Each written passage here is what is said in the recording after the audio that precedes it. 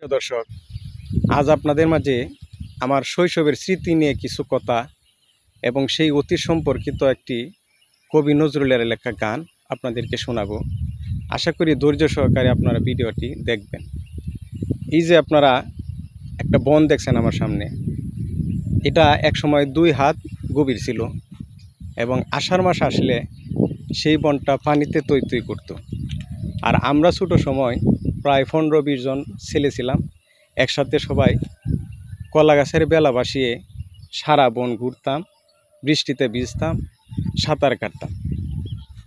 আবার ওই যে ওই পাশে দেখছেন একটা ফিশারি, এর পিছন দিয়ে একটা মাদ্রাসা আছে। এটি প্রায় 100 বছরের উপরে হয়েছে। ওই মাদ্রাসায় যারা যেত ক্লাসের সময় তারা কলা গাছের বেলায় চড়ে মাদ্রাসায় গিয়ে তারপর আবার চলে আসতো। মানে এভাবে আমরা এই বনের মধ্যে সাঁতার কাটতাম, দৌড়তাম, ভিজতাম, কলা গাছের বেলা এগুলি বানায় সারাদিন খাটাইতাম। এরকম সময় গেছে। এখন এই বনটা ছোটো হয়ে গেছে। ছোটো বলতে বনের আকৃতি টিকে আছে, কিন্তু এখানে দেখেন একটা ফিশারি, তারপর ওই দিকে একটা ফিশারি, প্রায় 3টা ফিশারি হয়েছে। এই 3টা ফিশারি হওয়াতে বনের আকৃতি, সাইজ সব কিছুই অন্যরকম হয়ে গেছে। এখন আর আগের মতো বর্ষার সিজনে পানিও থাকে না, বেলাও কেউ বানায় না, আর আমরার শৈশবও এখন আর আগের মতো ফিরে যাওয়া যাবে না, শৈশব আর নাই। সব কিছু মিলে সব পরিবর্তন হয়ে গেছে। আর এই যে একটা আনন্দ, মজা, এগুলি ভাষায় প্রকাশ করা যাবে না। এগুলি সাধারণত কবি, সাহিত্যিক তারা সুন্দর করে লিখনির মাধ্যমে ফুটিয়ে তুলতে পারে। তো আমার মনে হয় কবি নজরুল এই অতীত স্মৃতিটাকে স্মরণ করি একটা গান লিখছিল। গানটা হলো এরকম, অল্প অর্ধেকটা আপনাদেরকে শোনাচ্ছি।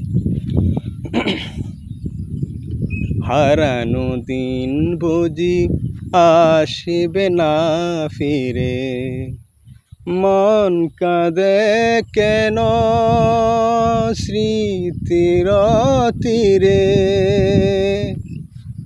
মন কাঁদে, মন কাঁদে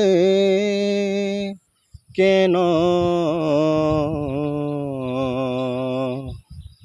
হারানো দিন বুঝি আসিবে না ফিরে, মন কাঁদে কেন স্মৃতির তীরে, তবু মাঝে মাঝে আশা জাগে কেন, আমি ভুলিয়াছি ভুলেনি সে যেন, গোমতীর তীরে পাতার কুটিরে, আজ সে পথ চাহে সাজে, আজ মধুর বাঁশরি বাজে, বাজে মধুর বাঁশরি বাজে।